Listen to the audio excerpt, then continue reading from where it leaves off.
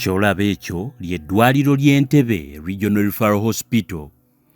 Era ng'ekitundu ky'enkulaga ekyo kye kitundu omuterekebwa abantu abakwatiddwa endwadde ezikwata amangu abalala abatakkirizibwa kubeera mu bannaabwe, ekiyitibwa Isolation Center. Akatimba k'enkulaga ako ke kakola ng'olukomera olwawula ekifo kino omukuumirwa abalwadde endwadde ezikwata amangu abalala ate nga zittirawo, era nga kano akatimba ssaawa eno wenjogerera kakuumibwa b'amagye. Newadde nga nkulaga oyinza okwebuuza kiki ddala amagye kye gakuuma munda mu ddwaliro, era kiki ekyenjawulo kye bakuuma mu kifo kino ekiri ku Entebbe Regional Referral Hospital Isolation Center. Ekifo kino kyolaba kye ŋŋenda okuyingizaamu ebifaananyi by'enkulaga bifaananyi bya bukessi, naye nga munda eyo eriyo abantu abasoba mu 3 abalwadde endwadde namutta ey'obulwadde obuyitibwa monkeypox oba obulwadde bw'enkima, ng'abo 3 be baakatuusibwa, wabula nga buli ddakiika waliwo abapya abayingizibwa, era nga buli ddakiika 3 waliyo n'omulambo ogufulumizibwa ku baba baleeteddwa abaluguzeemu obulamu. Bwe neeyongera okulaga ku bifaananyi by'ekigenda mu maaso, abo be bamu ku balwadde ate nga bano be bali ku sayidi y'abawonye abafunyeemu olungubanguba ne bafuluma ekifo kino gye bakwekebwa okusobola okufuna ku mpewo n'okweyanikako wabweru obutafuna bbugumo nga likomyewo. Abasinga boolaba awo tebakyalina na gatambula, abalala bali ku bisenge beesigamye byetakula, ate abalala bafulumyeyo okusobola kwesaaba ku ddagala libaweweeze ku muliro gw'ekirwadde kino ekiyitibwa monkeypox. Kati ate ekifaananyi kino kyenkulaga kifaananyi kya bukessi ekiviira ddala ku ambyulensi oba emmotoka ereeta abapya, era nga we twogerera ambyulensi eyo ereese abalwadde abapya mu ddwaliro lino, abalwadde 4 bweddu. Omukyalo omunene gw'olaba oyo yavunze ebitundu by'ekyama, era nga takyalina gatambula, yeegasse ku bakazi abalala abagenda bavunda ebitundu by'ekyama bwe bikunkumuka. Kaakati bano abaami ssaako n'abakyala bwe bamala okutuusibwa mu kitundu kino geeti n'eggulu era ne batuusibwa, benkulaga abo be beeyita abasawo, naye ng'abo boolaba si basawo, basirikale bakwata mmundu. Bano ambyulensi bw'emala okkuba akabina mu geeti n'oyingira, bagifuuyira ne wajja ow'ekitabo n'ayimirira wabweru w'akatimba obutakwesembereza n'akuggyako ebikwatako n'akuwandiika mu kitabo ekinene ekijjudde abayingizibwa, ssaako n'okukoowoolako ye baalowooza nga abakebezza maaso nti ke kaseera babasiibule mu ddwaliro, kiyite discharge. Kati abantu boolaba abo abasirikale abambadde ng'abasawo be bakola ogw'okuyingiza ayingidde ssaako n'okulabisa amaaso ne bafulumya bo gwe baluba balowoozezza nti atuuse okwerabirira nga yeerabiririra waka. Bano bayimirira wabweru bw'akatimba ne bawanyisiganya amaloboozi, era bakuyimirira wala ne bw'oba oli mupya wakayingira, kasita bateekako olujegere basigala gwa kukuuma oleme kutoloka. Ebifaananyi bino byenkulaga bye bitonotono bye tukugjiddeyo, naye nga munda muno mwe muli ziweema ziyite ttenti ez'ekitongole ky'ensi yonna kiyite World Health Organization eziteeberezebwa nti afa gwe basika ne bayingiza eyo. Kyonna kye bamukola situkimanyi. Kaakati miranga na biwoobe gye giri eyo, oluvannyuma lw'okuleeta eno nga babasuubiza abantu nti bagenda bawa eddagala ery'obwereere, ne bwe babatuusa eno gavumenti ebasuulayo busuuzi. Abasajja olutuuka nga bakutemako ebitundu by'ekyama, n'abakazi osigaza gwa kwetakula na kwesiiga kityubu, Katonda bw'akusaasira n'owona ng'ofuluma, ate bw'otavaayo omulambo nga bagusika babaako we bagutereka ote oluvannyuma we bagujja ne bagutwala mu Ntebbe mu ddwaliro erya Ntebbe grade B. Mu puroguramu eno bye twakusakidde tugenda kubuulirako bitonotono tumale tubinnyonnyole mu bujjuvu. Kansooke nkuzannyire emboozi ey'ekyama gye twayogeddeko n'omu ku bantu abaatukubidde nga basinziira mu kifo kino banono nga banoonya buyambi. Emboozi ey'akafubo gye twabaddemu nsaba ogiwulirize ate tugende mu kuteesa ebirala bye twazudde era nga tukusaba puroguramu eno giwa obudde. Mwami kankaka wana abantu bafa, abantu bafiira ddala. Kati emmanga gye mbadde olwaleero lwokka wakafa abantu 7 ate engeri gye luli lwa Sande emirambo bagisikawo ne babaako bagitereka kuba emmotoka ezitwala tezijja dda lwa Sande. Kati emirambo bwe bagijjawo bagitwalawo emirambo gy'abantu babafa muno bagitereka muno oba bagifulumya? Mpulira nti bagitwala eyo ku grade B bajja ne bajja wano abafudde emmotoka nejja ne batikka bona abafudde ne batwala mbu babatwala eyo waggulu ku grade B. Ne bafa ki? Bulwadde bwe bubatta ndabirira tewali kiki ekisinga okutta abantu mu ndeeyo. Era abantu balwadde mwami kankaka okiraba abantu bajja wano nga bali bubi babaleeta beetakula nga abantu bagenda kufa era abasinga bafa naye ekikyasinza okuddamu n'abantu temuli ddagala. Bakuleeta bakugambye nti ebintu byano bya bwereere bajja kuwa eddagala lya bwereere bajja kulabirira naye wano mwami kankaka atalina mitwalo 10 tebakuba mpiso. Empiso z'abagagga ate jjukira tetulina ssente kaashu kati olina okunoonya bw'okubira omuntu weewammwe akuweereze ssente basobole okukuba eddagala. Sooka ombuulireko nze mbadde mmanyi eddagala lya bwereere empiso mugulangule. Olinga tamanyi bye Uganda wano obuzibu obukyasinzeewo ddagala ekisooka eddagala teririiwo ate abali muno batutiisa batugamba nebyo batukuba lyennyini lyakugezesa terigenda kuwonya balitugezeserezaako. Kati eddagala wano lya mitwalo 9 ndowooza 9 n'obugwagwamu awo era bulumu emitwalo 10 kati okukuba ku mpiso oba toli mugagga wano tofuna ddagala yadde. Kati gwe wano wajjawo otya? Wajjawo obulwadde bwakkwata n'otambula n'ojja mwatuuka mutya wano? Eddala zisijja kugamba najjawo njoba najjawo nja naye ffenna abali muno olwala nga bw'olwala n'ogenda mu ddwaliro. Kati bw'otuuka mu ddwaliro nga bakugamba nti eddwaliro liri limu erigenda okuwonya obulwadde oba oliri Entebbe nga baleeta ambulensi nga bakutikka nga bakuleeta wano. Kati baba bakuleeta bakugamba nti buno obulwadde bw'olwadde buno oba buno obulwadde bwa M.i.S.O buno ng'eddagala liri mu kifo kimu era lya bwereere okulabirira kwa bwereere. Waapi bw'otuuka wano ne bakuyingiza wano jjukira wano tukuuma magye ge gakukuuma kasita bakuyingiza oba tokyasobola kudduka oba tokyasobola kukuba ssimu toba na ssente buli kimu bakikuggyako tosobola kuyingira wano na kintu kasita omala okuyingira kufa kwereere tosobola kufuluma. N'abamu bagezaako ne batoloka ne balinnyako akatimba akokolaba ne badduka abamu ne bagenda abamu ne babakomyawo naye ng'ekisinga okutuddusa wano n'abo abasinga basajja okubaddusa wano tewali bujjanjabi. Akyembuuza ggwe nga ggwe mulina eddwaliro wajjamu wano mu ddwaliro wajjawo otya mwena isolation center baakuleeta gwe weeyaggalira kuwakola ki? Kaze gwolaba wano banzija mu ddwaliro eyo nga baŋŋambye nti eno bwe tutuukayo batuwa empiso za bwereere n'emunaanya abasajja baatulimba. Kati kambuuza abasawo baliwo ababakolako gye bali eyo mwinayo famasi we mufuna eddagala oba? Gwe tolaba wano tewali basawo bubonabula abasirikale abakuuma eddwaliro lw'abasirikale.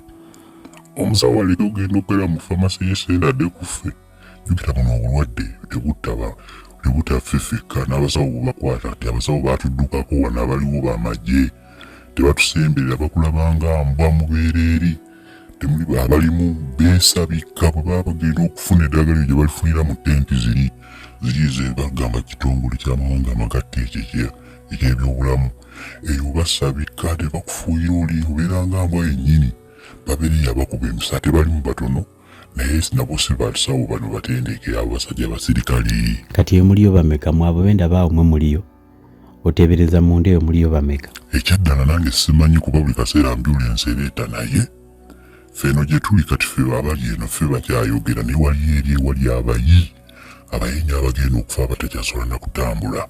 Just ntebererezaamu ennamba nti oba abali 2 oba abali 3 oba bali bameka. 2 sha 2 onooberawo abantu 3 abantu bali mu 3 abalala bali eyo beebase bayi mujjukira mugwa bugwi wano tewaliiwo ng'oguddewo ate oba ovunda ng'okyanoonya waawo ogwe walungi bantu bali eyo tebasobola na kujja eno tebasobola baliyo bangi nnyo balinga mu 100 awo lwakuba kale abamu bawona ne babata ne bagenda ne baleeta abapya kati tosobola kuteebereza muwendo omutuufu kuba baleeta ate abalala bwe bafuluma. Ekitegeeza mulimu abawona mulimu obulwadde buwona ne bagenda ne batambula tebagenda. Awa byonna bya bulimba ate batugamba tewaliyo ddagala liwonya bulwadde ate baabawona batya. Just bwe bakulaba mukuba kati wano omuwendo omunene ogw'abantu omuwendo omunene tetweyawula abakazi bajja bawunya ekikyasinze wano obuzibu abakazi bawunya okimanyi bavunda obusolo bavunda n'abaana ne zitandika okugwa ne zivaayo kati baba bawunya ate tebatwawula abakazi n'abasajja gwe ofuna space ogwaba mutusulano mu compound olw'omuliro omubiri guba gwokya nnyo kati tewali kati osobola kuŋŋamba mwami kaaka kati tewali ddagala lino eddagala lye batukuba lyakugezesa bugezi kati ogamba otya nti omuntu awonye naye bw'oera abaalabamuko gwe nga onaasobola okujjanjaba ewaka ng'onaagenda ewaka ne bakujjanjaba ngoyita abasirikale ng'obagamba oluusi nga bakujaagira awo omuwayoko omuwadde nga bakuwandiikira ekipapula gwe ng'ogenda ng'otandika kwerabirira gwe wekka naye tewali ssuubi kubanga batugamba nti waliyo ddagala mu nsi lyateeberezeddwa nti liyinza okuwonya buno obulwadde kati ogamba otya nti omuntu aba awonye mulimu abeewulira obulungi naddamu n'ayambala ebirano tetwambala n'ogenda omulaba engoye zimuzeemu ayagala kufuluma oyo nga bamutanga agenda lowooza bw'atuuka eyo ate waliwo n'abakomawo nga yagenda alowooza awonye obulwadde ne bunyiikira n'akomawo neyeebaka wano oyo naddamu n'alwalira awo. Kati bino ebya obulamu bwammwe wano mubeezaawo butya mufuna ekyokulya ekyokunywa ekyaki ebyo mubifuna? Ebyo byoweebiri babireeta ebyo byoweebiri naye kati mwami kaaka kolowooza ku kufa kuba buno obulwadde butta ogenda okuzuuka ng'omuntu gw'obadde naye ali bwereere yena yavunza ali awo awunyidde awo omulambo balwawo jjejjawo kubanga batutya battwe n'otukwatako kati oyinza ne baba bakuleetedde kuba nolaba baleeta ebipaketi by'enkoko bichipusi eby'omuceere obeera olowooza ku kufa ng'oddamu kulya mmere okulabirira kuwe kuli waliwo amazzi osobola ogenda n'onaaba naye ffe ekyo si kye tuliko ekikulu singa badde batuwa eddagala naye kati omuntu atalina $10,000 ne bakuba ddagala kati ne weebuuza okumpa emmere ng'era ngenda kufa kingasaaki nze njagala ddagala. Kati babakkiriza okulaba oba abantu bakimwe nga muli eno? Nedda mu kino ekifo tebakkirizaamu bantu naawe oli okwogerawo singa tobadde n'oyo omusajja nti ye yabadde muno tebaali kukkiriza kati kyekiri wano kiri nti wano we bakuleeta oba olina kufa bufi kubanga ozukka n'ekiro kati abantu abalinamu kasente bagula obudagala n'obudagala bwakukweka abantu bayinza okukutta muno bayinza okukutta gwe ogulayo obudagala bwobwesi otambula nabwo kiro kyonna omekenga shuwa nti obwesibye wano naye abantu bayinza okutta ekiro lwa ddagala kuba kati oli abalamu nga ye talina zagenda kusasulayo n'abala ate g'ofunye eddagala omuntu ayinza okutuga ekiro kuba wano kulwanira bulamu abantu bafiira ddala simanyi nabala abasajja oba bali kuki batuleeta wano nga batusuubiza naye oba bali kuki abasajja batutadde wano tosobola kuvaawo ng'oli mulamu era bino ebikiri wano gwe tokimanyi bulungi okuggyako mpozi bw'olabanga embeera ekususeeko osobola okutoloka abaana bulijjo bayitaawo abasajja n'osanga awalampa ekyo ekitimba ekyo bakiwalampa ne bagweri naye bwe bakulabako era bakomyawo ate bakuyisa bubi nnyo kubanga bagoba bakwekanasa bakuleeta bakanyuga bukanyuzi tebagulawo na geeti bakulinyisaawo wennyeenyeene ne bakanyuga eno munda kanojjolaba eddagala tewali okugenda tosobola n'okutoloka bakukomyawo kati ddagala ebatukuba nti nalyo terijja kutuunya kati batukuba lyaki ne munange okkiriza n'ogezagezaako ate watali ddagala onaddayo wamwe kunywa mu luluuza. Wayi kati biki ebyo bye beesiiga? Ndaba abantu buli omu ayitawo alina bye yeesiize biki bye beesiize ebyo. Kati olaba obulwadde buno oba owulira omuliro ekyo kye beesiiga kitiyubu ekyo kiweweezaako. Tubigula tubituma wano babasirikale abali kwano kujja n'akigula tubigula emitwalo 5 naye baaba bw'oba tokirina osula ku muliro. Obulwadde buluma abakazi bali omubaavu ate simanyi lwaki buno obulwadde busooka kwata mu bitundu bya kyama. Ne kati ndaba abasajja n'abakazi mwenna muli mu ssuuka. Sitayiro yakubeera mu ssuuka oba abasawo bwe babagamba nti musibe mu ssuuka? Aba basajja boolaba bali mu gundi emikira tebalina, emikira baagitema, emikira baagijjako gyonna. Kati owulira omuliro omanyi buno obulwadde tosobola yadde okwamba ne bwe kaba kagwe ne kakkoonako owulira omuliro. Kati wano tewali ddagala we bakutuusa. Obulwadde obwo bubuttula wenna n'obutuuka ebitundu by'ekyama wenna. Kati wano abasajja boolabaawo tebalina busobozi, emikira baagitemako dda. Wano ekisooka bw'oba oyagala obulamu akasolo ko balina okukatema kubanga akasolo obulwadde buddukira sipiidi ku kasolo okwo. Kati bakatema emikira tekuli abo abasajja era bula abatambula butambuzi kulaba nga tafa naye obusolo babutemako. Kati n'obw'abakazi nabo babutemako kubanga siraba abakazi okatemako otya? Ate ekiri mu bakazi kika baaba, ekiri mu bakazi kika. Abakazi bavunda eyo wansi n'atandika okunkumuka ng'avaako bitole. Zina baana tebakyalina. Basula beebambye bwoti yenna ng'awunya ekivundu. Kale eky'obujjanjabi kubanga ffenna bitukwata ne tubeera wamu. Osobola okuba nga tokyenya naye baaba ekivundu. Ate abakazi baavunze luno baaba kati ng'aliwo akawala kali mu kimyufu ako kalaba. Ako kamalaaya baakaleeta wano baaba nga ne bakateeka wano awo eyo gy'oli wabweru eyo. Nga wonna wabeera wawunya kati kivundu mukigumira. N'oguma n'ogawaayo ate kati n'akola ntya naye nga baaba ekiri wano kika singa mutuyamba oba singa kalinze ne bwompaayo emitwalo ne bwe gibeera 5 nengulayo kittuubu naye baaba embeera si nnungi. Naye kati gwe kyogamba temuli bawona ne bagenda n'olabira ddala ng'omuntu awonye? Ekyaddala buno obulwadde omuntu asobola okuwona kuba bangi otulaba nze kati najja ndi bubi nga sisobola kutambula kati ntambulamu. Ekyaddawo tebakisala nakijjanjaba ne ngamba owayowona ekiwe kyenaafa naakola ntya. Naye ekyaddala wano singa babadde batufaako naye tewali kufaako.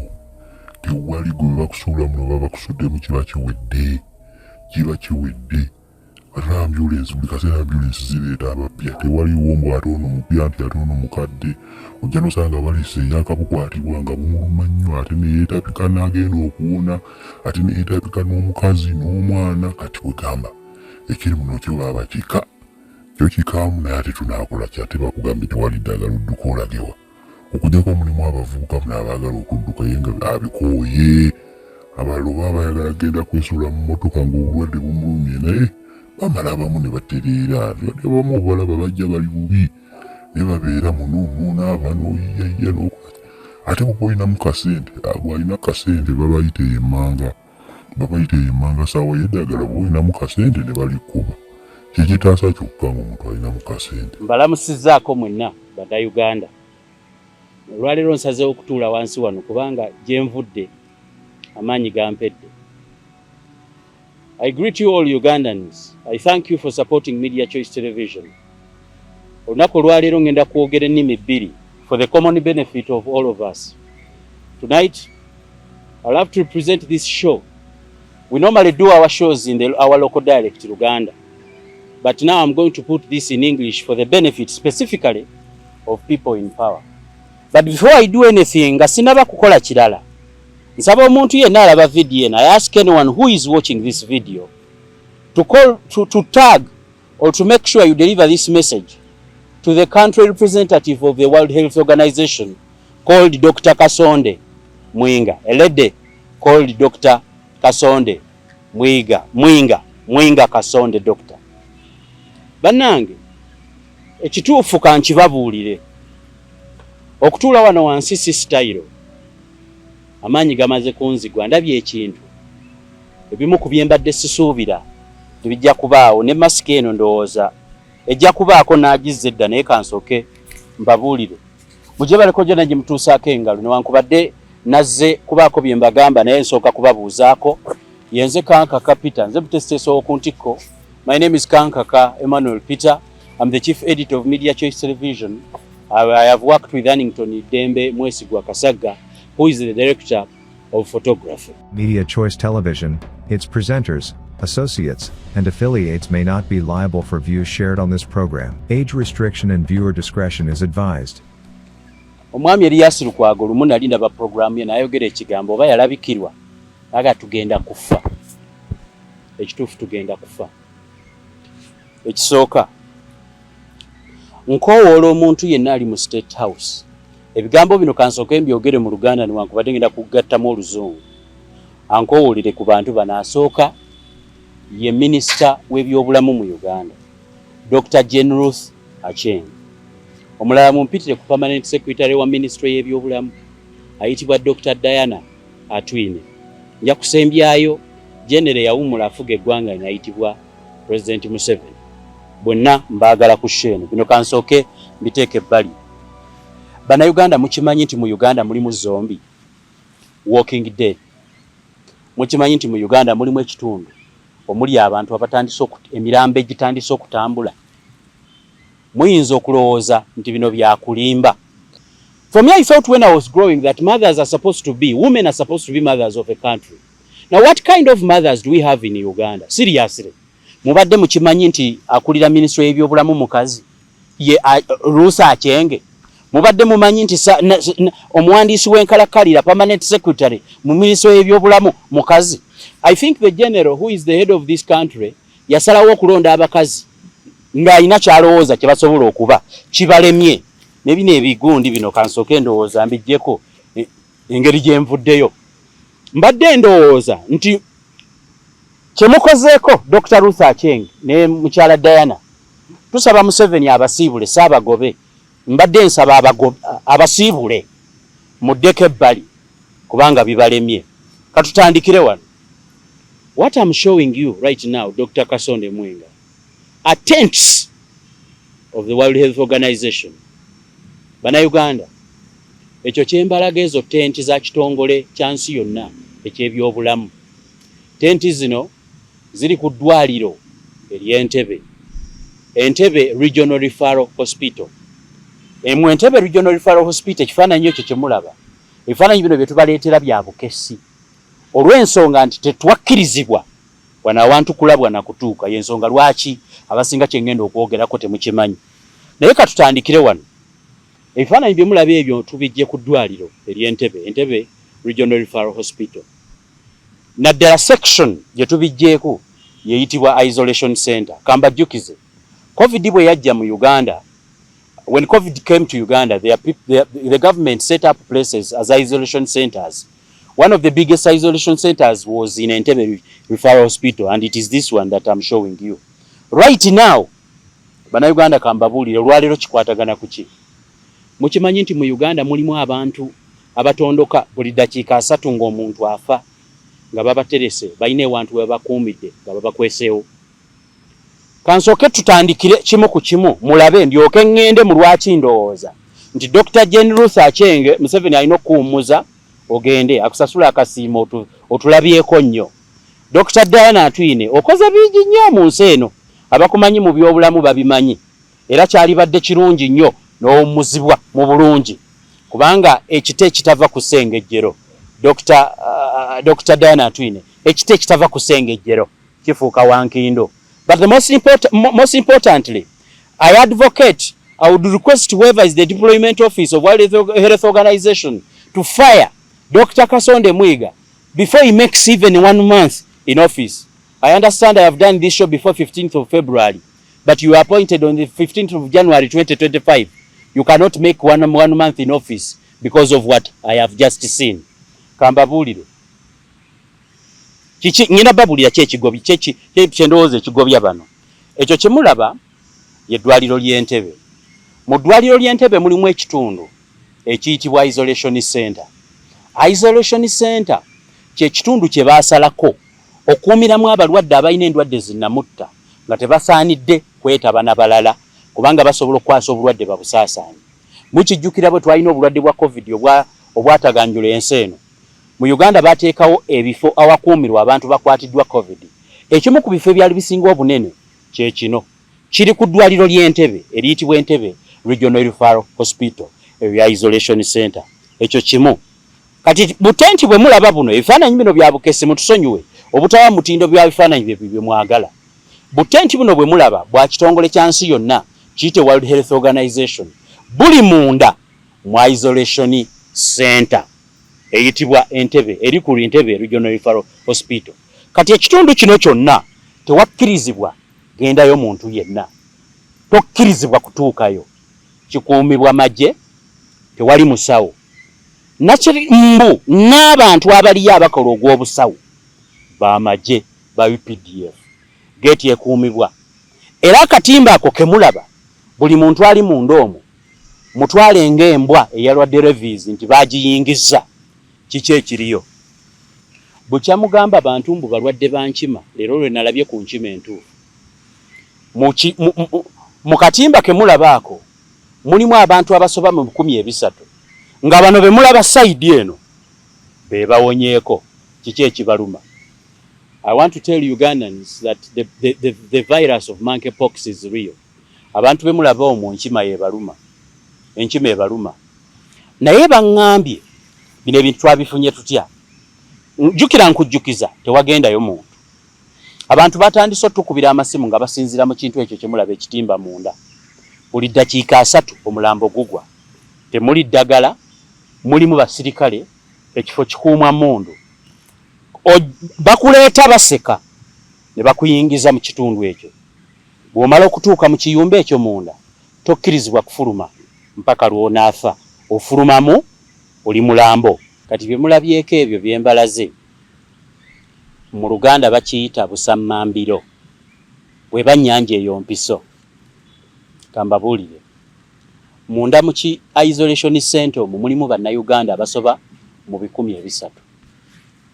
Amaloboozi ge muwulidde abantu bali omwo bafa. Kyokka ekikyasinze obubi kyenkyasinze ekindeese wano ekintuuza ne wansi mutuufu nkutuse. Mukimanyi nti ekitongole kya World Health Organization omuntu omu gwe mulabye ezo zombi ze mulabye zitambula. Zombi ze mulabye zitambula n'amaloboozi ge muwulidde. Bw'oba owulira ng'oyagala kuva mu kifo ekyo ng'oli mulamu olina okuba n'emitwalo 10 buli lunaku. Buli lunaku. Ekitongole kya World Health Organization okukuba empisa emu ekuweweeza ku bulwadde bwa monkeypox olina okubasasula emitwalo 10. Dr. Kasonde Mwenga, I'm here to inform you and I'm here to ask you or to question the decisions you are taking in your very first month in office.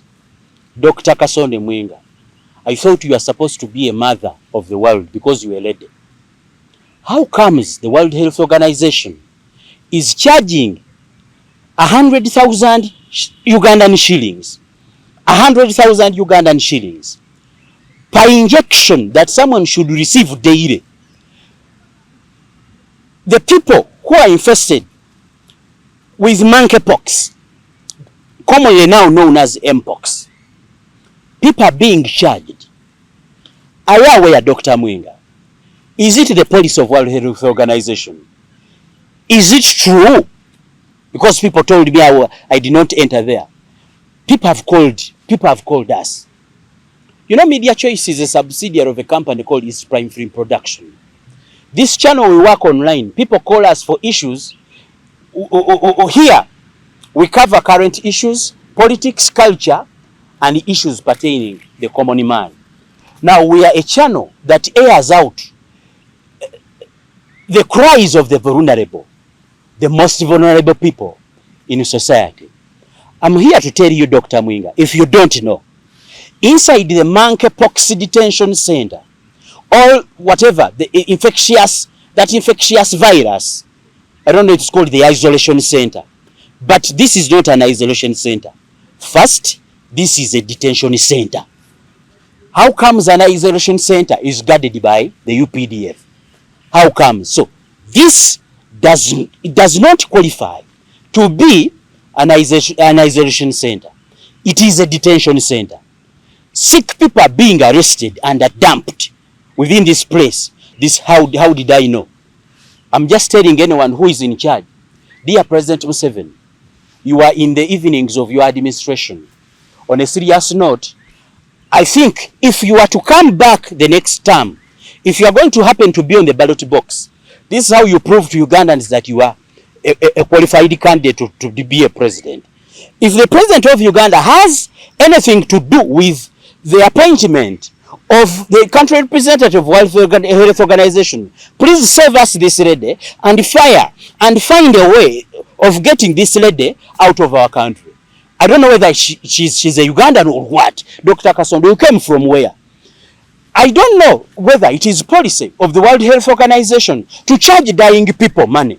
People are not even supposed to have cash. They should send people money to receive a daily injection of mpox. Surprisingly, you serve them.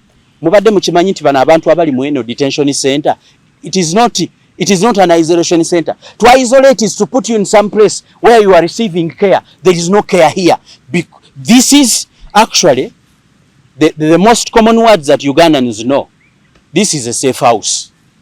It is a detention center. But because we know where it is, this is a security safe house. Dr. Kasonde Mwinga, you have just assumed office. Is this part of what you should be doing in our country, Uganda? If you're Ugandan, if you're a woman and you're a mother, seriously, is it the policy of the World Health Organization to charge a patient 100,000 for an injection? Are you serious? Bana Uganda kambabulire mu Luganda lwetutegeera. Enkima eruma abantu abasukka mu 3 we nabeereddeyo. Tukoze investigation eno okuva mu wiki esembayo ya January. Tugibaletedde mu wiki esooka ya February. Abantu bali mu detention center, njiyita detention kubanga amajege gagikuuma. Eno sa isolation. Mu isolation center wabeerayo basabe, wabeerayo basawo, wano waliwo basirikale. Abasirikale balina ki safe house kye bayita isolation center. Kiri ku Entebbe Regional Referral Hospital, bataddeyo bannayuganda abasukka 300 babajjawa. Obulwadde bwa monkeypox bwa ddala. Ebitundu 75 ku basajja abali munda muno mugawulidde amaloboozi tebalina busolo babutemako. Ebitundu ebyekyama babitemyeko. Monkeypox yabakwata. Kati abakazi kambalage ndoza birimbi bazne kambalage yomu.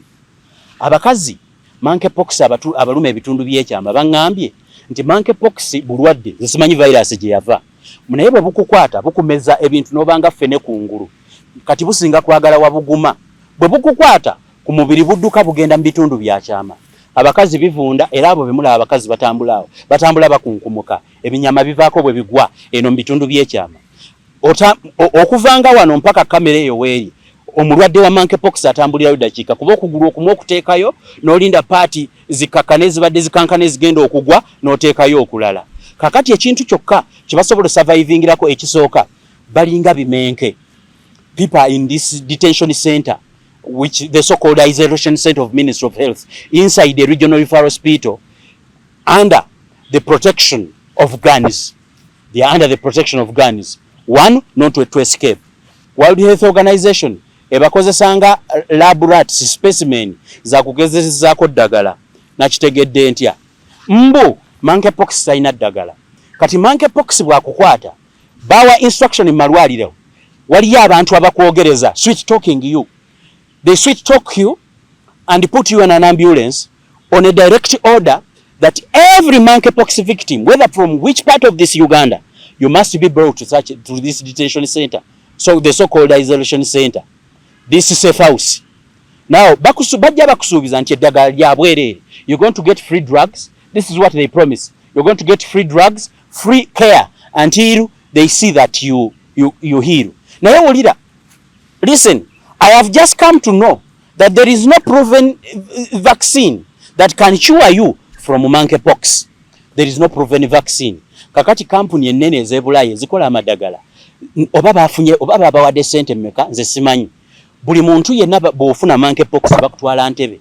Kati Entebbe gye bakutwala abasajja abakola amadagala ga monkeypox abali mu kugezesa oba likola oba terikola ng'olwo nga bafunye emmese yaabwe kwe bagenda okugezesa eddagala ng'abakubira. Kyokka ekyewuunyisa, even if these guys are being used as lab rats, still a Ugandan must part with 100,000 every day to secure a single injection.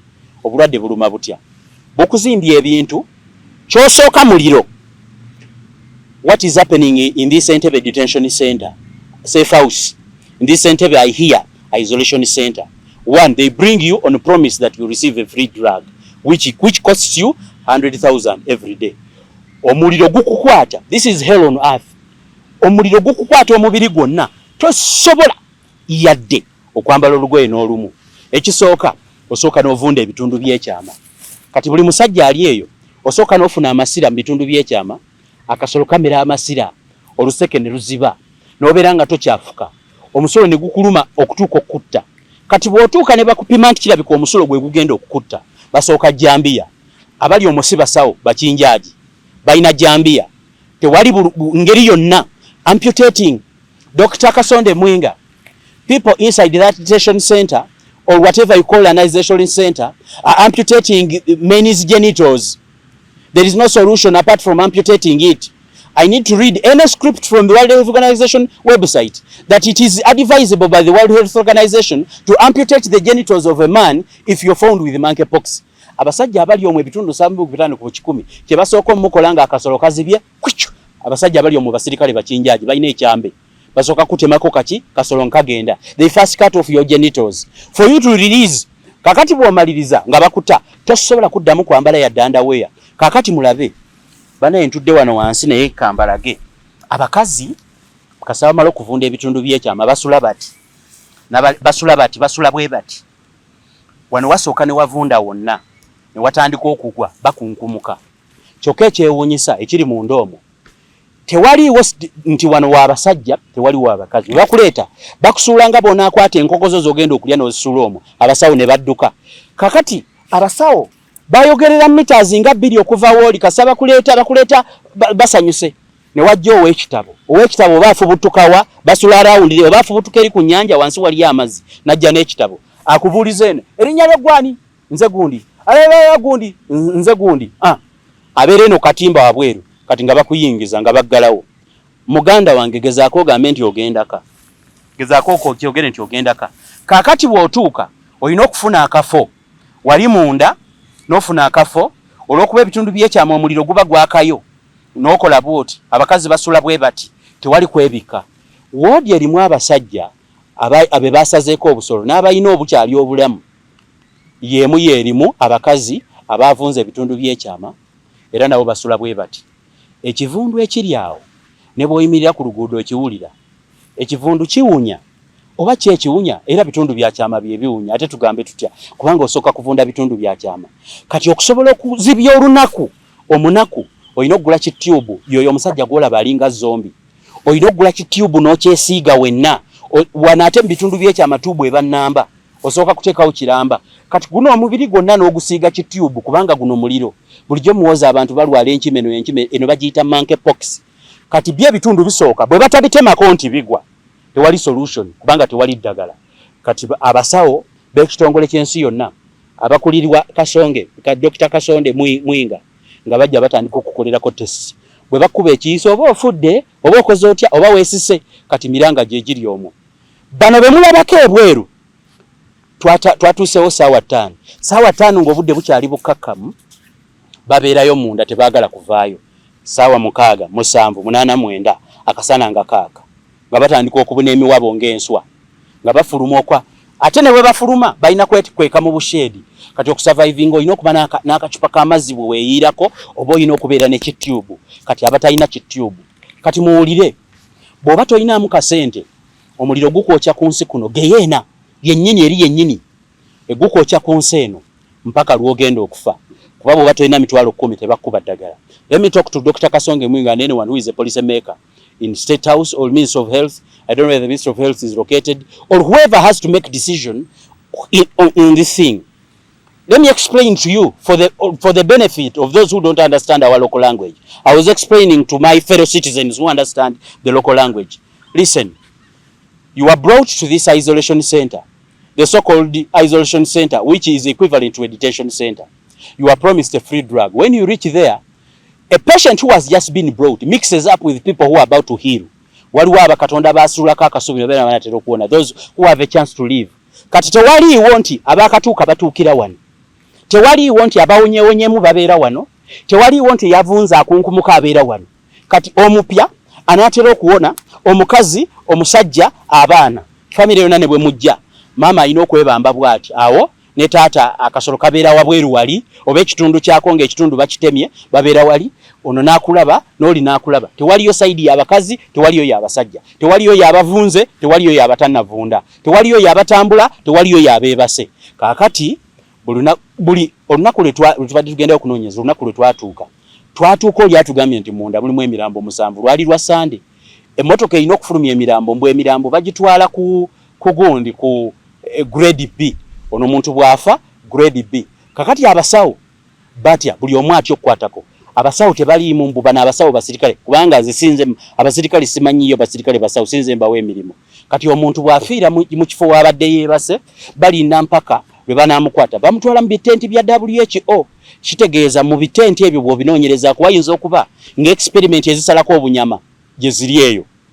Kati eddambo bwe lifa balina okulinda mpaka nga kyambulesi. Kati olw'Esande nti wafa abantu abawera 7. Kati abantu abawera 7 bali baleeta ekiveera ne bawulula ne batwala eri mpaka ekimotoka ekibatwala ku grade B Entebbe lwe kinajja. Ekyo kye kiriwo. Kaakati mubeerawo mwenna ng'okunkumuka.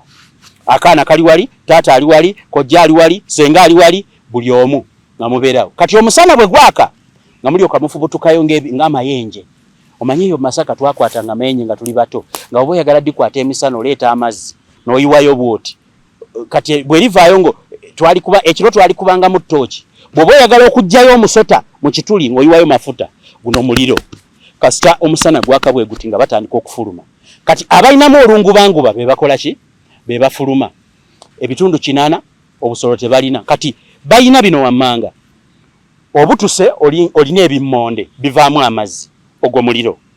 Akasolo bakatemyeko kiwundu toyina ddagala, ogwo muliro. Tewali mpiso gye bagenda kukuba. Kati bwofa ng'omulambo bagusika nga bagutwala mu kiriki olete biki. Kakati kambabuulire. Let me talk to Dr. Kasonde Mwinga. And I tell you my observations. I'm not a doctor. And I'm not making whatever medical recommendations. And I'm not speaking on the medical point of view. I'm speaking as a citizen of Uganda, an investigative journalist who watched with his bare eyes what I saw. 1. This is how a patient arrives. An ambulance comes, it reverses and puts the emergency exit on an ambulance in the gate. Halfway inside the gate, they simply open. The ambulance half is outside, half is inside. They order a patient to move out. When the patient moves out, he's ordered to sit in a certain tree shade. He sits there, and for them they disinfect, sanitize, disinfect the ambulance. Whatever the patient has touched, they have some sprays. I saw them spraying certain things. They spray. So the driver and an officer with a pistol orders you to sit down. When they order you to sit down, they tell you to wait for a doctor. They are not doctors. So you sit there until you feel disgusted and you give yourself a tour. You give yourself an orientation. There are no SOPs, standard operating procedures. No one tells you what to do. You simply arrive and you sit in a certain shade. So when these guys of the ambulance arrive, they make calls to other soldiers who are hidden I don't know where. There is a lake there. I think they are eating fish. They are eating fish. So when someone arrives like this, they make a call. A doctor comes, or a soldier comes, or someone putting on some green thing comes. When whoever puts on a green thing comes, they come with a book and start to do what? To register. They register. They call you from a distance. 3 meters in this chain link. I want to tell Ugandans that this whole place is guarded by, it is fenced with a chain link. So when that doctor comes, he comes from I don't know where. It's just a walkable, they walk. And from 3 meters, they call your name. Hey, what is your name? So and so. Where have you come from? Do you have a phone? Do you have money? They take the money because you're not allowed to have money. You're not allowed to, or you will contaminate the money, or you put the virus on the money. So they take the money. They take the money from you. They take it for safe custody. I don't know whether it is safe custody or in their pockets. So they ask for your name. They ask for a phone number. They ask if you have anyone, a relative. You recall their numbers. They ask for that. After they ask, they register you. That is how someone enters. They disappear. No one orients you into the behavior of this infectious center. No one tells you what you should do when you have just arrived. After recording your name, they disappear, run away. So you start asking your fellow patients how they survive there. You wait for the next day, the other day. You wait to be given the promise. You know, they promise them free injections. So they start charging you 100,000. I hear there is somewhere you pick a mattress. You pick somewhere a mattress, and you pick these small bed sheets. You see people are tying. They tie around them. They wrap themselves around some bed they wrap bed sheets around themselves. So they order you to go somewhere and pick a mattress and find any spot of your choice in this detention center for you to lie there and wait for whoever that will never come. No one comes, especially apart from the soldiers who come to tell you to leave the fence. You're not supposed to be close to the fence. That is one thing. I have learned from people who have called me that people have started to escape from this place. People climb the chain link in the night. How do they escape? It is a matter of promising a soldier guarding the place some kitu kidogo, some money. In the night, they help you to escape from that side of the who tents. People climb the chain links and take off. To where? To Entebbe. To Entebbe. So security, I was told that they are plain clothes people who are soldiers, who are supposed to look for you. Now when they see you running, these people outside chase after you. When they get you, they handle you the way you want. So some soldiers are going to die of monkeypox. Mbu balina okugoba. Kakati bw'otuukayo nga toyina ddagala ng'onoonyewo okuyita oba tokyakkirizibwa kudduka. Kakati abamu kye bakola nga bafuna omusirikale nga bamuwaayo akasente ng'amugamba linda buzibe. Ekawungezo ojja kuyita n'emmanju ku tenti z'ekitongole ky'ensi yonna, World Health Organization. Indeed, this is World Health. I think if this is what you do even in the other countries, you are worse than our local medics. You are worse than our local administration. You are the worst organization that is doing anything in the world. Kati ku tenti zino mbu omuntu gy'oddukira omukale kasomuwamu kasente. Kati gwowadde akasente ate bw'atakwatagana n'ali wabweru akugoba misinde kasaba kulengerako ng'akuvumbagira ng'akukomyawo nga bakuyisa waggulu wagundi w'oyise wennyini we bakuyisa nga bakuzzaayo kubanga obudde bw'ekiro tebagula geeti batya abantu okutoloka. Kati bw'otoloka ekiro bwe bakukwata bwe bajja wano katimba we wayise wennyini we bakukomezaawo ng'odda munda. Kasi tewaliwo okuleekaana nti omulambo gundi afudde. Bw'olaba omulambo gwe weesege. After all omuliro gukwokya teweetaaga. Kati kambabuulire kiri Uganda muwulire. Nze kyandabikidde kati bino birowoozo byange okusinziira ku kye nalabye. Kyandabikidde nga gavumenti eyagala obulwadde bwa monkeypox busaasaanira abantu. Ndowooza engeri gye bagenda mu kalulu basobole okulangirira lockdown mu bitundu ebimu. Naddala ab'ewa Kiso ne Kampala. Muwulire. I want to talk to Dr. Kasonge Mwiga, the country representative of WHO. This is how people are dismissed from this place. I don't know, they call it what? Bakiyita batya?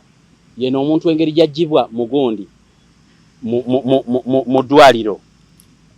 Kanoonye foomu wano njirina. Njibalage. There is a form here that I have. I'm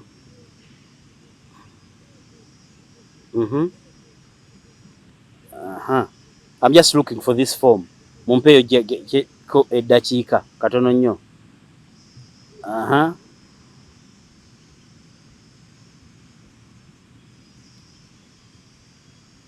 Okay.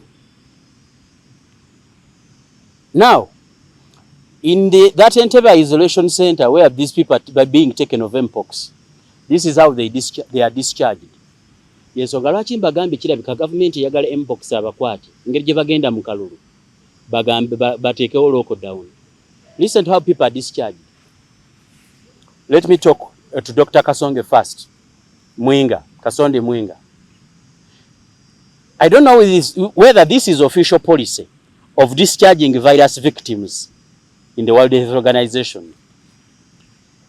I hear a so-called doctor who I learned maybe is a military officer stands at the chain link guarding this isolation center. When he stands at the isolation center, at a good distance of a meter, he calls out the name. Sebo gwani, nti nze gundi. Naye gwe ndaba owonye, ndaba nga gwe kirabika owonye. Jangu ogende. I saw it with my eyes. A military officer, I hear they are military doctors, stand at a good distance, call on the names of patients. They tell them to appear close to the chain link. Ask them, are you feeling okay?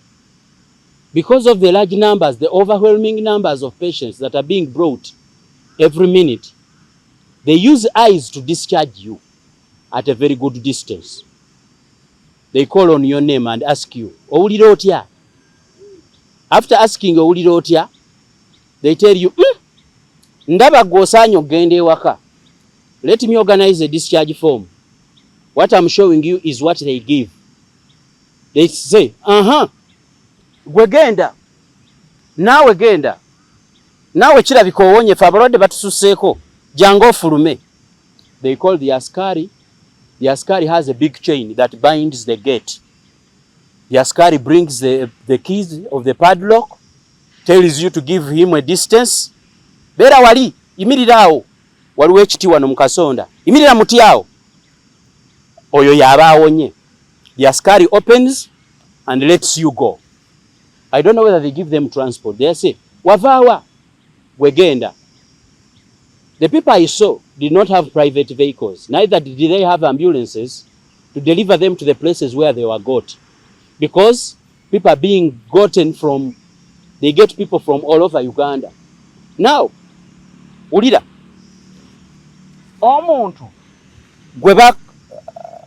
gwebata, bwekibanga aba yawonye, lwaki omusawo ayimirira kilomita 2 okumusiibula.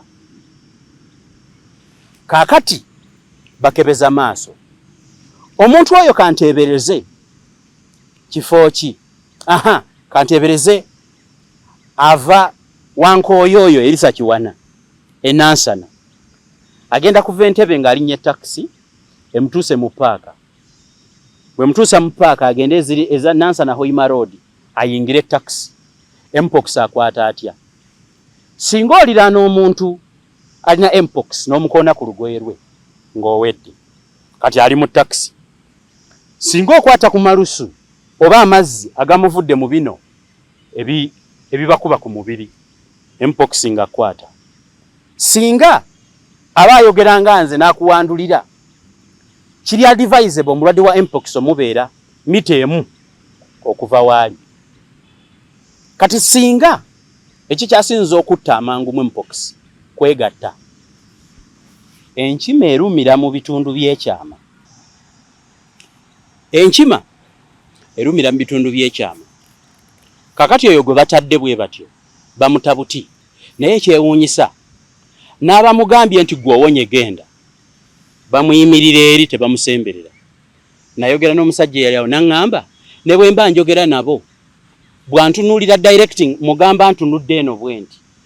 Like if someone is supposed to discharge a fully healed patient, these people, Dr. Mwinga, do not heal. Is this the official policy of the World Health Organization? Unless you're not the one in charge. But I saw your tents there.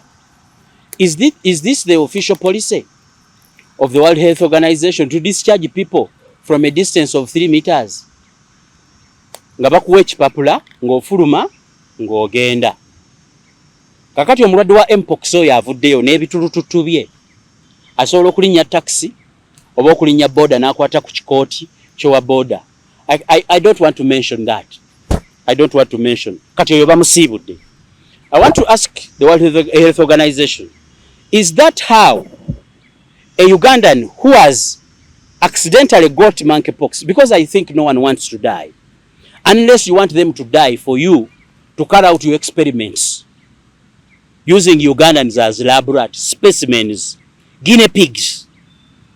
I think unless it is what is inside the policy with the Ugandans, if that is not what you're doing, is that the official policy of discharging a patient from that isolation center? Kati ngajja kyekiri kyengambye nti kirabika, it seems the World Health Organization is conniving with the government of Uganda to spread this disease as fast as possible, such that they declare a lockdown. You know, it happened in the last election. I told you I'll be speaking to you as well as giving you personal opinions. This is a personal opinion. Imagine if that is the way they are discharging patients. Now, how many people are going to contract monkeypox from that style? Ekyo nga kiwedde. Kati waliwo ekiri fane. Mukimanyi nti nno omulwadde wa monkeypox alya KFC. Essaawa ya lunch KFC ng'eyingirawo nkoko babuyita oba bufingazi obumonde obubeera obuwanvu. Abawala balya KFC mu mbuulire biki ebyo bubeera buki obwo buntu obuwanvu bweti nze ndya amatooke n'abinyeebwa n'emuwogo. KFC gye balya. Kati wulire ejjoogo oba muwulire ebintu ebisesa. Omulwadde azze kuwona empiso bagimuguza $10,000. Kityubu kye beesiiga ne bafaanana zombi kigula $5,000. Gavumenti erina okubawa bityubu n'okubakubamu eddagala ebagulira nkoko. Bantu tebaagala bafe mulowooza. Ndowooza bulowooza. Ndi mulwadde n'agalya zirina. Nvunze ebitundu by'ekyama bigudde bivuddeko. Ndi musajja bansazeeko akasolo tekuli nga nkyasanyuka ki nkyalya ki mumpe enkoko yaki. Seriously, muleme ate ne kututwala nga basiru. Now that is what is happening in that isolation center. But what I have told you, I suspect it is less than 10% of what is actually happening inside there. What happens after someone dies? What happens before someone dies? During that course of someone being lied to that is coming to get a free vaccine. And I heard there is no vaccine, so it is a lie. I'm not here to tell people not to go to the isolation center. I'm here to tell policymakers to resign. You better resign. Or get fired before you resign. If you're not going to resign, if your boss still loves you and is not going to fire you, Ugandans will demand for your resignation. World Health Organization, we like the services you've been giving us all through time. Some of us who have not got anything from World Health Organization, we expect you to give us good stuff. If this is what you offer, please leave. We can manage. We can take our herbal. We can have this grass. We can have this grass and die miserable. Leave us. If the World Health Organization cares about the health of victims of monkeypox, please fire that Dr. Mwinga. Dr. Mwinga, you have mismanaged the monkeypox thing in Entebbe. It is by your rules that people should be taken there on a promise of free vaccination. Now let me make a simple calculation. 100,000 charged from 300 patients daily. How much money does Dr. Mwinga make? If you are the one, 100,000 times 300, I think is 30 million a day. That means Dr. Mwinga can make $10,000 from sick people every day. World Health Organization can milking $10,000 daily. If what they are saying is true, because that is what they told me, if 100,000, if 300 patients are in, And the number is accumulating. They are still counting. 300 and still counting. If you don't have money, now let me tell you what happens. When you give them $100,000, they give you drugs. And they put drugs in a polythene bag. So patients who don't have money start to hunt these ones who have money and who have bought drugs. If you are supposed to survive with your drugs, this is what you do. You must get a string and tie the polythene of the drugs you have bought in your waist. They go wherever you go. Muwulire banekamba bulire. Bachajinga eddagala li $10,000. Kati bakuwa obuwaye $10,000 nga bakuwa obucupa. Kati obucupa obwo abanaku abatalina $10,000 bayiga bana ababulina. Era chances nyingi ez'okutugira mutulo. Oli akutuga afuna obucupa bw'eddagala. Kati okusurvivinga n'obucupa bwo $10,000 kyokola. Obusibamu oluwuzi jjukira tebambala. Tojja bukweka mwanda weya. Tebambala kubanga omuliro gubokya ebitundu by'ekyama na buli wamu mu mutwe luddawa. Gwe woosinga okubuguma we bukwata. Kati omuntu okusurvivinga n'eddagala lye bakuteekako kikanula. Jjukira temuli basawo bali basirikale. Simanyi oba omusirikale akuba atya kanula. Kikanula kye bakuteekako kyannaku nga 3 essaawa 7:2 kwekiri. Kuba tewali musawo agenda kukyusa kintu kino. Kaakati bamala kikuteekako olina okuzunga n'eddagala lyo mu kiwato. Osisinkana omusawo ng'akuyise atole ku ddagala lye waguze akukubeko akacupa. Kati olina kwebasaako limu. One eye should remain open, another one should close because you have bought medicine. Oliteeka no mu kiwato weebaka weryebaka ozukka teririwo kubanga abalwadde bali willing okutta bannaabwe munda. Kati gwe rowoozaamu nga bakuwadde $10,000 oli mu detention center ezo n'ogulayo akadagala n'okwesiba mu kiwato omulwadde takutuze. Ate tewali akuyamba ani ayingira okutaasa omulwadde w'Mpox bafe. Kati obeera muli n'ofa osooka kufa muliro kuba gwokya. Enkima eruma eyokya. Bw'omaliriza okufa omuliro oba tofudde muliro n'ofa okuba n'eddagala. Sente zo z'oguzeemu eddagala zikussa ate tolina kuba na cash. Okubira omuntu weebweru n'abaako omusirikale ali ku gate gwawe $10,000. Omusirikale n'ayita omusawo we bakolagana omubbi ali munda owa WHO n'amugamba ono asasudde ezize ne bakuŋŋanyiza obucupa ne babukuteeka mu kiwato ne babukutera mu kiveera n'obuzingazinga kati ne bakuyita. Kati omunaku atalinamu $10,000 tebakuba ddagala. Dr. Mwinga, whoever does not have 100,000 is not given a medicine.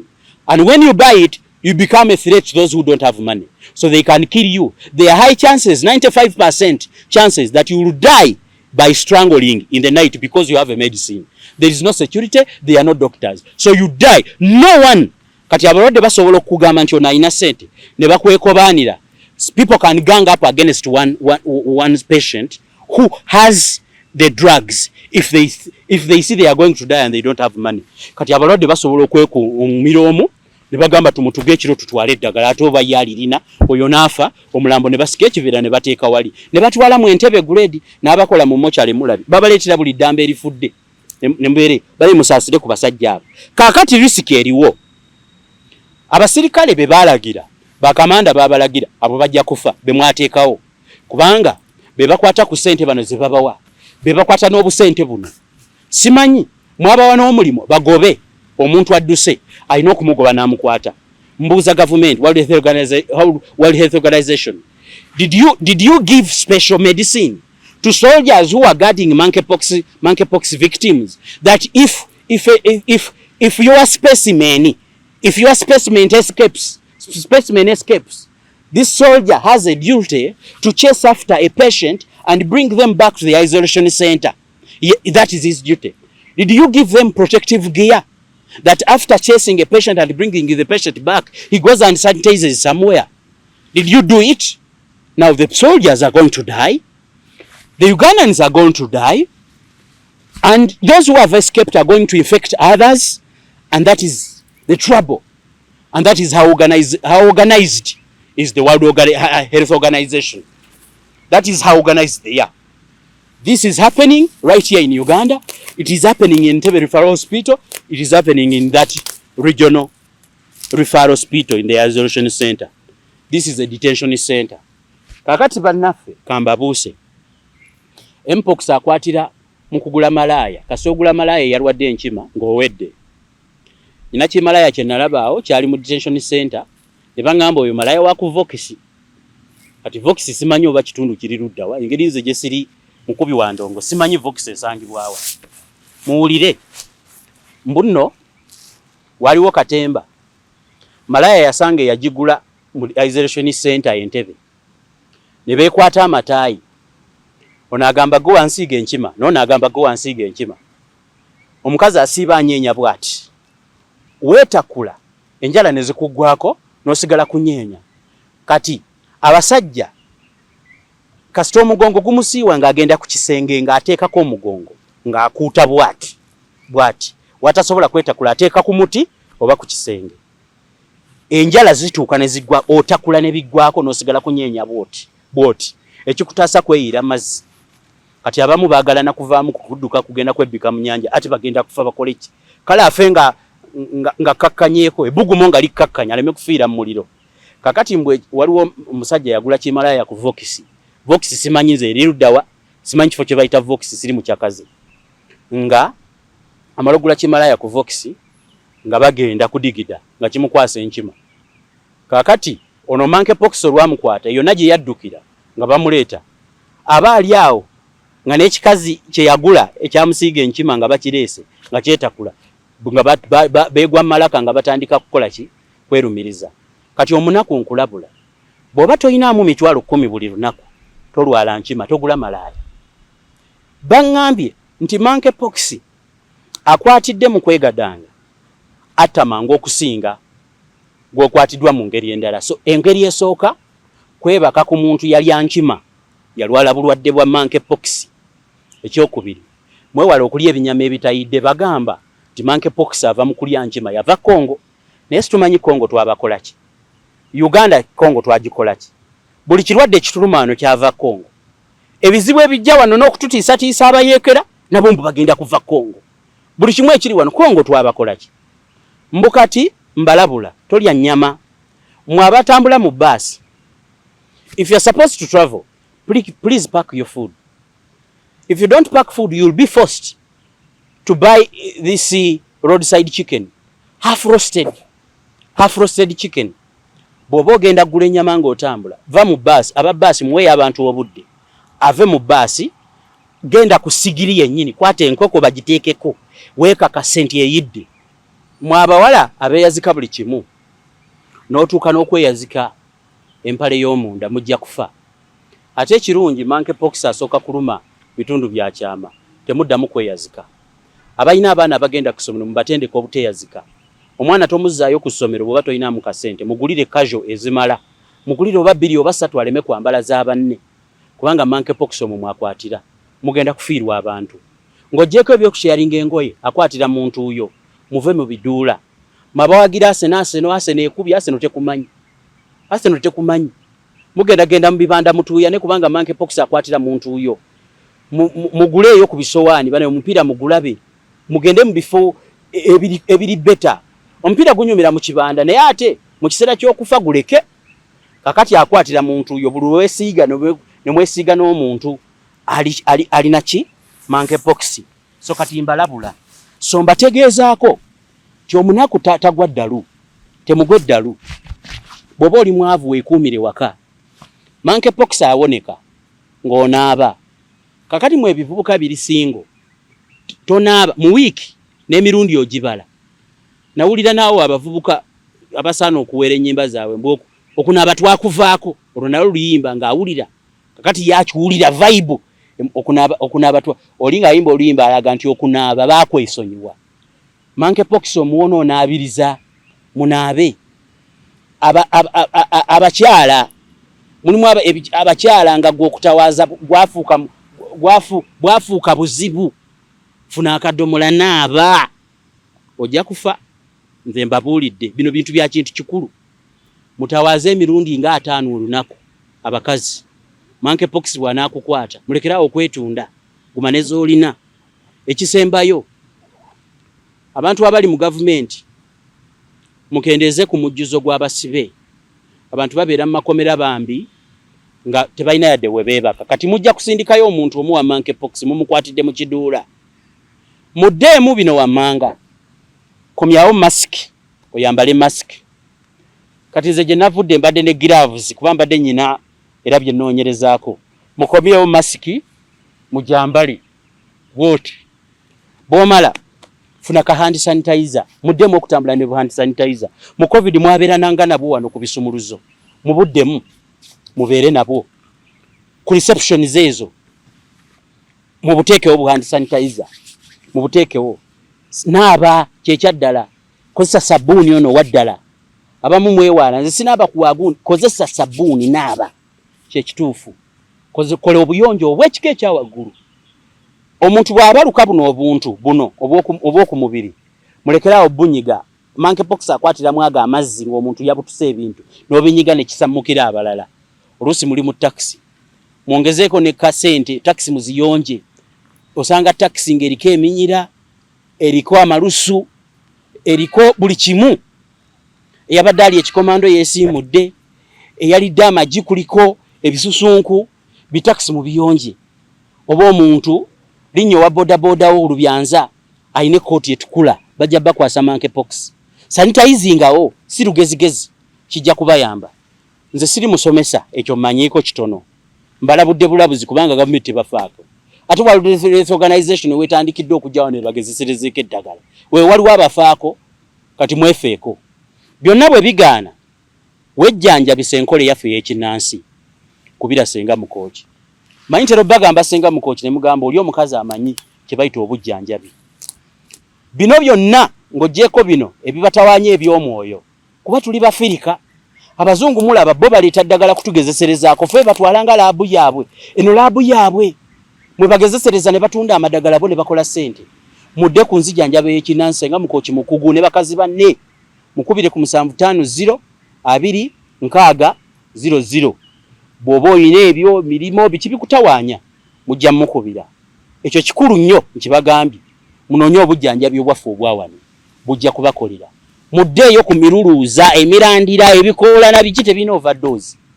Muddeeyo ku kyayo ono n'otunulira omuyaaye buli weekend mbwagimala kussa. Bangambye ti monkeypox akwatira mu sauna. Monkeypox akwatira mu sauna. Anti mugenda mu sauna. Abanaku naawe noyagala weteeke mu lifestyle y'ekigagga. Kyokka obaza e Kampala wali free sauna anti bwabeerayo abawala babwerere. Omusajja osasula mutwalo abawala abokwatirira babwerere. Ne muyingira mu kisauna mwenna muli mu buleesu. Kakati ndoza mulaba obuleesu obulala gye bubatwala. Akaleesu ka sauna bw'ova mu sauna kakutwala monkeypox. Kakutwala Entebbe mu isolation center. Kakati ekyo kyekyo kye mbagambe naye mbadde nsaba. I request the World Health Organization to fire the country representative for mismanagement of the monkeypox. Dr. Mwinga, please accept and resign as soon as possible. The earlier the better.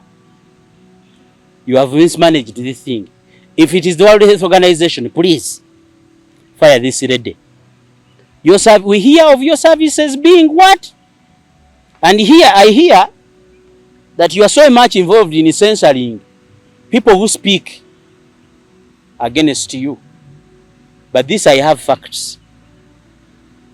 Mbabulidde monkeypox atta abantu. Kulwa media choice fine bannayuganda mwerinde ewe nabasakiddeyo tubasibudde mweraba.